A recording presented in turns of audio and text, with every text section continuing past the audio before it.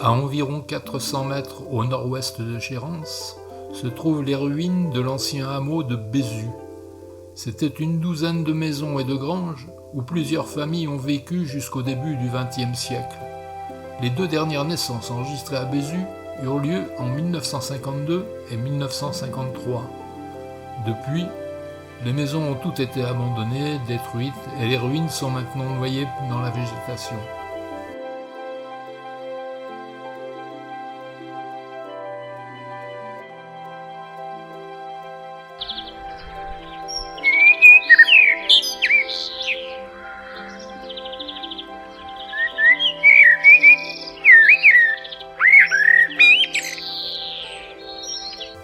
Pour trouver de l'eau, les habitants devaient aller jusqu'à l'Aulnay de Bézu, à 150 mètres du hameau.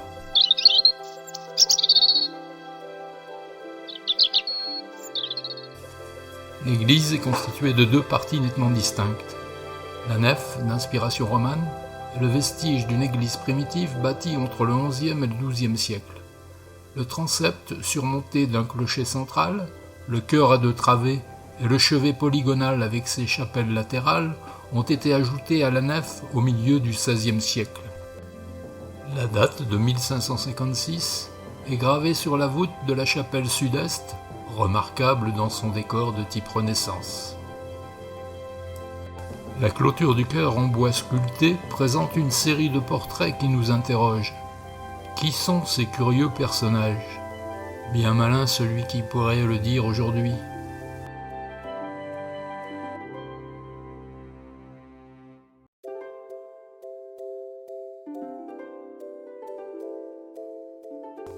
Les clés de voûte du chœur, du transept et des chapelles portent chacune une sculpture différente.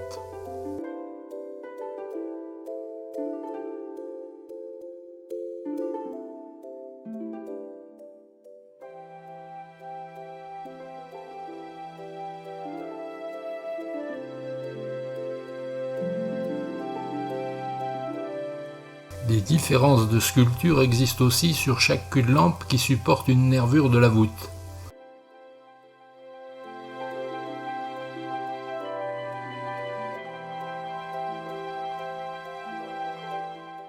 Chaque fenêtre de la partie Renaissance de l'édifice est différente des autres.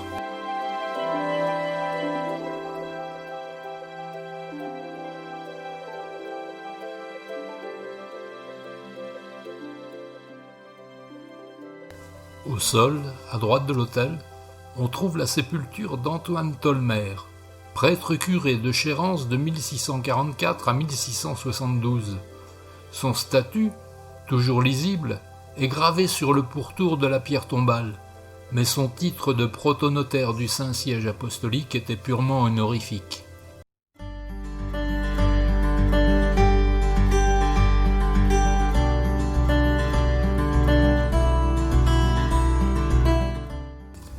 Né à Montmartre en 1854, Eugène Gallien-Laloux n'avait qu'une passion, la peinture. Il n'avait pratiquement qu'un sujet préféré, Paris.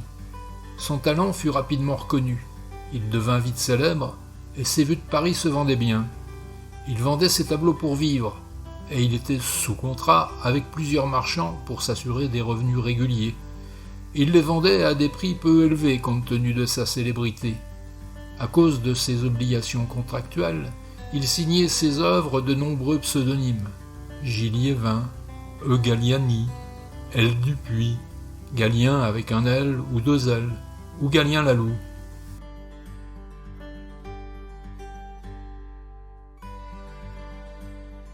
Il épousa successivement 3 sœurs, auxquelles il survécut. Il eut 4 enfants, dont 2 moururent en bas âge. Sa fille Flore, née de son second mariage, s'occupait de lui après son dernier veuvage, et il alla même vivre chez elle. Flore avait épousé Robert Poitvin, un antiquaire parisien. À Chérences, Robert et Flore avaient acquis une maison qui devint leur résidence de campagne. À cause d'une blessure qu'il s'était faite au bras pendant l'exode en 1940, Eugène ne pouvait plus peindre. Il est inhumé au cimetière de Chérences, le village où il séjournait avec sa fille et son mari dans leur maison de campagne, et dans laquelle il est décédé le 18 avril 1941.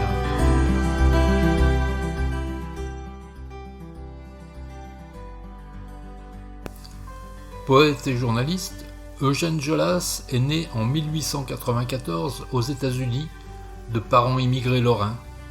Il a grandi à Forbach en Lorraine, puis il a vécu et travaillé des deux côtés de l'Atlantique, Strasbourg, Pittsburgh, Paris, New York, Aix-la-Chapelle. Avec Elliot Paul, il fonde à Paris en 1927 la revue Transition, publiée en langue anglaise, où figurèrent en 10 ans les plus grands noms de la littérature, de la peinture et de la musique de l'entre-deux-guerres.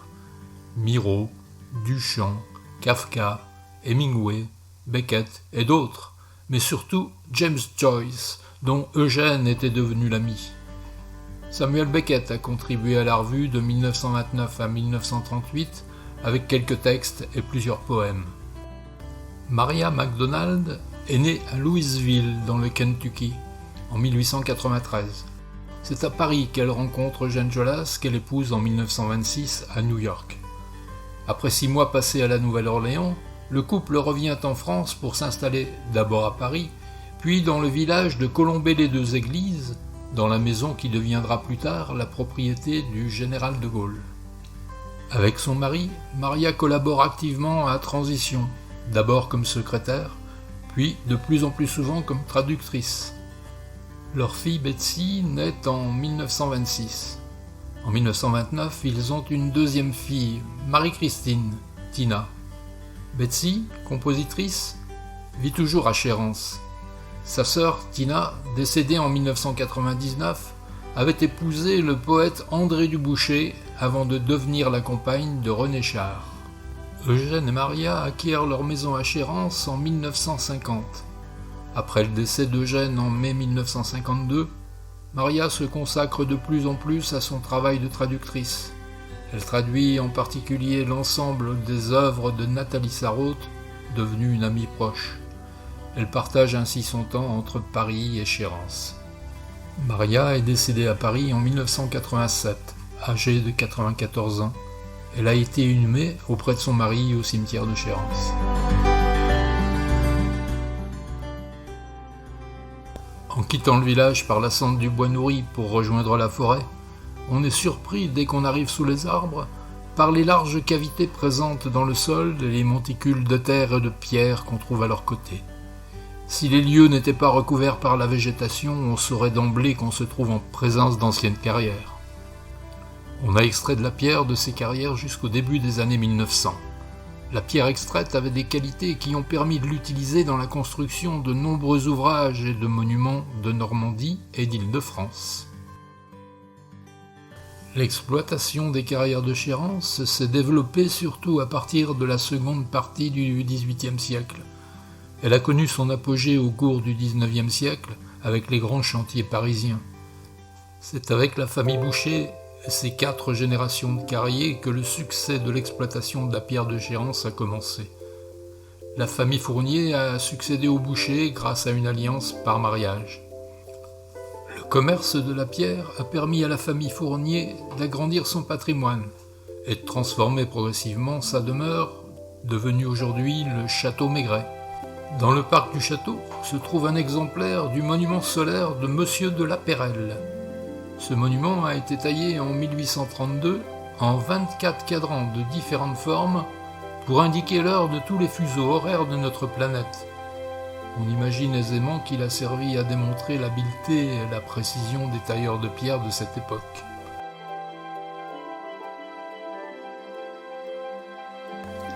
À Paris, on a utilisé la pierre de Chérences pour bâtir de nombreux édifices. À l'Arc de Triomphe, on l'a utilisé pour le grand entablement et pour le départ des volontaires. À l'église de la Madeleine, on l'a employé dans plusieurs parties de la construction. Pont des Invalides, elle a servi pour les trophées. Au pont d'Iéna, les 4 cavaliers du pont ont été construits avec de la pierre de Chérence. Au pont de l'Alma, le zouave se tient toujours au pied du pont. Mais à l'origine, ce sont 4 soldats construits avec de la pierre de Chérence qu'on trouvait sur ce lieu. Aujourd'hui, le chasseur à pied est au bois de Vincennes, le grenadier est à Dijon et l'artilleur à La Fère, dans l'Aisne. Plus près de Chérence, la chapelle de l'hospice Saint-Charles à Rosny et les soubassements de l'hôtel de ville de Vernon sont en pierre de Chérence. À Mantes, les remparts et la tour Saint-Martin ont été élevés avec de la pierre de Chérence. Les voussoirs de l'ancien pont de Mantes, construits par Peyronnet entre 1758 et 1765, sont en pierre de Chérence. En 2013, dans le cadre de l'étude archéologique préalable à la construction de la passerelle piétonne, 2 arches de l'ancien pont ont été mises à jour sur l'île de Limay.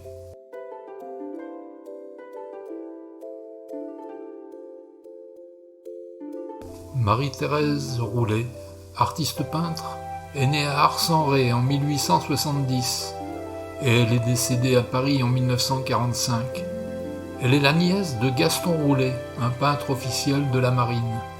En 1900, elle épouse Georges-Auguste Detemps, héritier par son père des laboratoires pharmaceutiques Detemps et par sa mère de l'ancien prieuré de Chérence, qu'il fera restaurer pendant de nombreuses années. De ses voyages en France, en Italie, en Sicile et en Belgique, Marie-Thérèse rapporte de multiples dessins et aquarelles. Mais son sujet favori reste les natures mortes de composition florale. La ferme de l'ancien prieuré est constituée de divers bâtiments dont le logis seigneurial du XIIe siècle. Acquise en 1783 par la duchesse d'Anville, elle fait ensuite partie des biens du duc de Rohan-Chabot. Plus tard, elle devient la propriété des fermiers de la famille La Rochefoucauld et par héritage successif, elle entre dans le patrimoine de Georges-Auguste Detemps.